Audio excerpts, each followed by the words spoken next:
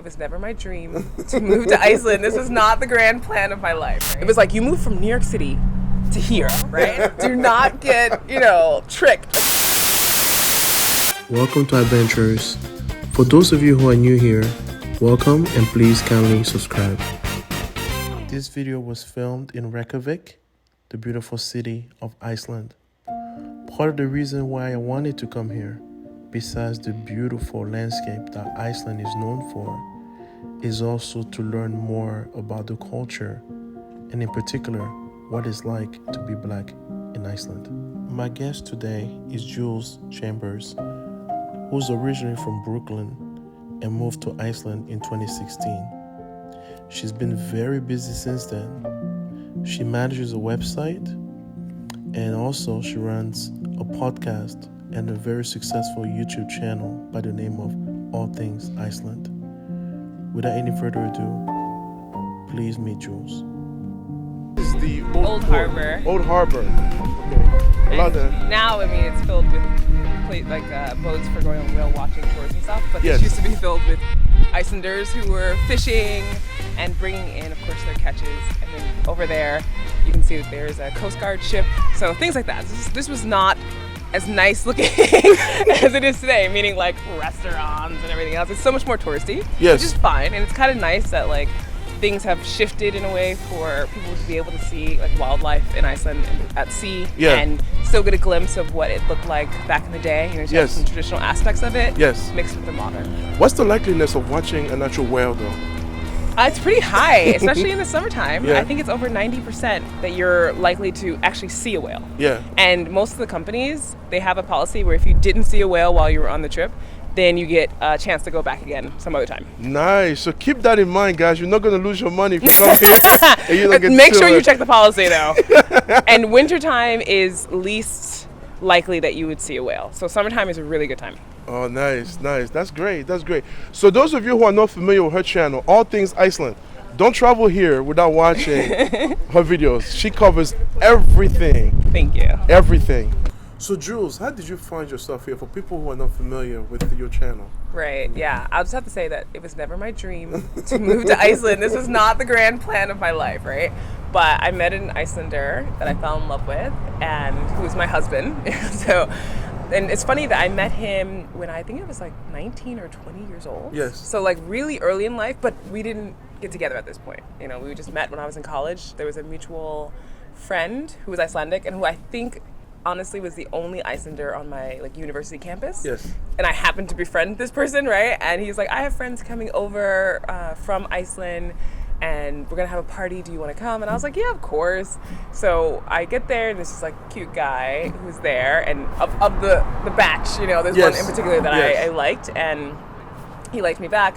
But we were just kind of flirting and he told me that he was just getting into a relationship. I was like, oh, okay, what do I care? I'm 19 years old in college. I'm not trying to settle down and commit with anybody. But it ended up being that we just kind of fancied each other and he went off about his life and same with me. But Facebook at this time was becoming a thing and it was only open to universities in the very beginning. I remember that because when I was in college it was so exciting. And then they opened it up to everybody. And Gunnar was friends with Orre, who was the one who had introduced us. And so since he saw that I was friends with Orre, was friends with me. And then over time, we just kept in touch. Yes. And at one point, 9 years ago, so last Friday, May 27th was our 9th year anniversary of being together, not being married. And that is basically the time in which we decided that we both were single and we had just happened to get back in contact again and decided to meet up. In Chicago, of all random places, because he had moved to the U.S. also during this time. A lot happened. Yeah. And then we just became a couple, and it kind of kicked off from there. We were in a long-distance relationship for 3 years. Oh, so he came back here? He eventually came back here. Okay. And he always told me from the beginning, even before we were ever together, he was like, I'm planning to move back to Iceland and that because I want to go and help my community. He's a psychologist and so he wanted to give therapy to his community because first of all, there's not a lot of men in that field. And then also, I don't know if you know in general, but in a lot of Nordic countries, people don't really share their feelings. It's a really difficult thing. It's more about kind of being tough and, kind of holding things inside. Yeah. And so there's a wave, I feel of people being more aware that sharing your feelings is actually really good for you, and therapy could be really helpful instead of just taking antidepressants all the time. Right. So yeah, he came back. I think it was 2 years in which we were long distance in the U.S. He was living in Indiana studying for his PhD, and I was in New York City. And then around a year when he came back to Iceland before I moved. Okay. So that's my that sounded long, but that was my short version Okay. of the story of Alright. how I ended up in Iceland. And one key thing though that I think was really great is I'd already had a career in digital marketing in New York City. And so it was really important to me moving to Iceland that I had a job. Yes. So I was like, I'm not moving, like I love you, but I'm not moving until I secure a job in Iceland. And I did, in digital marketing. So I was just like, and I feel like for a lot of people that is very unusual to hear. Right. Because first of all, it's difficult in general to move to Iceland from the United States. If you're not in the EU, if you're not in EFTA countries, like there's this all agreement happening in Europe where everyone else outside of that is excluded. And it's just politics, Right. But in my case, because I was married to an Icelander, we got married during this 3-year long distance relationship as well, that made it easier. So when I went to go search for jobs, it wasn't like, I don't need you to sponsor me as a company. I just qualify for the job, so hire me. And that essentially worked out. So then I moved. So are you a resident? Is there a path to citizenship here in Iceland? Yeah, there is a path to citizenship, and I'm on it. And so my application has already been submitted last January, and it looks like, based off the time frame, that they will be processing my application in August. Right. So knock on wood. So yeah, I have permanent residence now. So I'm allowed to live here permanently, basically, but I don't have citizenship yet. So that is my next step. Okay, cool. So the other question I wanted to know from you, what do you miss the most? And I know you have several videos about this, but for people who don't know who you are, what do you miss the most about the U.S.? Because I know somebody's watching and thinking, come on, how can you leave New York? It's New York. Yeah, Icelanders think the same thing. I get this question a lot. It was like, you moved from New York City to here, right? And I was like, yeah, this is great. Like, you don't understand. So, okay, I'll start off with one of the reasons why I was so ready to move, and then I'll tell you, like, some of the things I missed. Because I was in a mindset of, I was, like, so in love that, like, everything gets blinded, and you don't think about, like, all the things you're leaving behind. Yes. But I really was so tired of how crowded New York City was. Yeah. I mean, getting on the train, I was just, like, sitting on the train like this, and, feeling like I'm stuck in a metal box that's moving with a bunch of people. Like, it's just, my brain and everything felt overloaded. So I think with Iceland, like, clean air, really beautiful. We're having an amazing day, as you're aware. This is not typical. Okay? Iceland can be very windy, very wet, very, like, all these things. But what I miss a lot, and it's kind of changing though, but I love diversity, right? And like, coming from New York, it's like you can literally hop to different neighborhoods and get like Chinese food, African food, Thai food. You know what I mean? Like this like, I don't call it a melting pot. A friend of mine in New York calls it a spice rack. He's like, because he's like, not everyone's not really mixing all the time because there's different neighborhoods, but like in a spice rack, you can go and pick the spice that you want. So you can go over here and get Russian if you want or whatever, Yeah. And I like that a lot because there is this whole diversity, really, but also there's just so much that you can learn. It almost feels like you're traveling to another country within the city. And in Iceland, obviously, there's mostly Icelanders here, and nothing wrong with that. I was very understanding and clear that was going to be the case. But it is a little bit weird sometimes when you're walking around and you're like, am I the only black person in this place? I don't notice it as much anymore, but like I used to, and I was also a little hard that coming here, people stare at each other.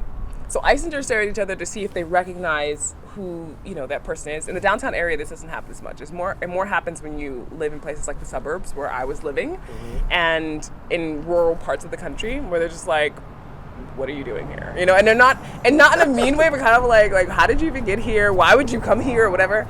And so that part was really off-putting to me. Like in New York, we all avoid each other with like the utmost, like I don't want to start any stuff, because I feel like if someone stares at you in New York, you're like, it's on, right? Like there's something going on. Either they're trying to like hit on you, or they want to fight you. Like there's these things happening in your brain. It's like fight or flight. That's right. So when I came here and that was happening, I was like, they don't like me? Like what's going on? I felt like kind of concerned, basically. So it was a little weird. And I kind of liked a little bit of that avoidance in New York of like keep keep to yourself a little bit and then just keep going.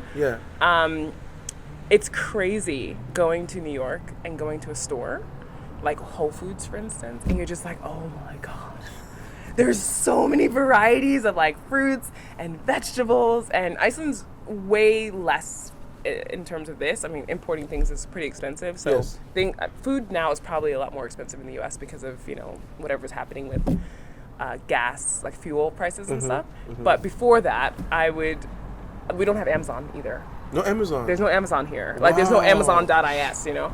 So ordering from Amazon can be really expensive. It can sometimes, the shipping fee is just as much as the actual cost of the thing.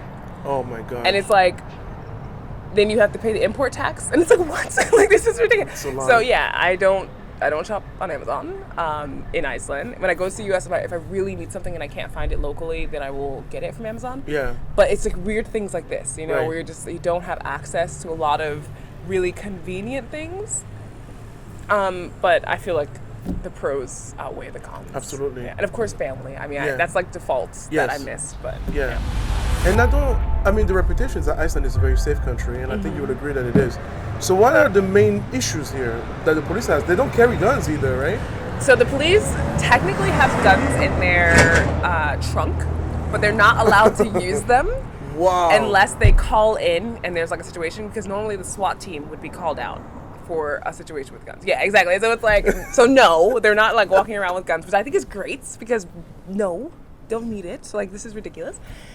So main issues. I mean, there's definitely, I think anywhere you go, there's discrimination. There's bits of xenophobia in Iceland for sure. And I say this meaning like it's not as widespread, but there's still a decent amount of it where you know, people have encounters and experiences that are not so great. There's racism, and it could be for different races. It's not just against Black people. You know, the most kind of weird thing to me is when white people are also hitting other white people. And it's just like, do you just have nothing else to do but come up with hating people? You know what I mean? I'm not saying that you should be hating Black people, but it's just like, people find ways, is what I'm getting at, to look at the differences and why that's not good. Yeah. Right? Or like find ways to villainize people is essentially what it feels like to me. And so, for instance, sometimes it could be that Polish people, I've heard a lot of Polish people talk about, and that's the largest group of immigrants, of foreign nationals in Iceland. I think it's like, it's by far the biggest. And a lot of them come because they can freely come and work here. And I've heard many of them say that, like, you know, they've been discriminated against when they're looking for jobs because their name. Right. Immediately. So people might assume that Polish people are, like, you know, gonna rob them or something. Like, I'm just putting out random things, but like, and not random, but this has happened in terms of people's perceptions. And so some people have actually tested it where they changed their name. Yeah. And then they were getting job interviews. Yes. Right? So it's like, something's up here, obviously. Right. So yeah, there's stuff like this. And then we actually had a case recently of racial profiling of this young mixed child. So mixed with, his mom is Jamaican and his dad is Icelandic. But they falsely thought that he was the person they were looking for. They had another mixed child, well, mixed adult. That person actually is an adult. And in this case, the SWAT team actually came after this child who they thought was the person on the bus, right? So like the person they were after ran away from the police. He had broken out of jail, which I was like, how is that even possible? So like, it's just kind of ridiculous. And was in hiding. And everyone was like, do you think he would be taking the bus? You know what I mean? It was one of those instances where like the way that they handled the situation was not good. And the crazy thing, in my opinion, is that the mother of this child is a human rights lawyer, right? So it's just like, you messed with the wrong one.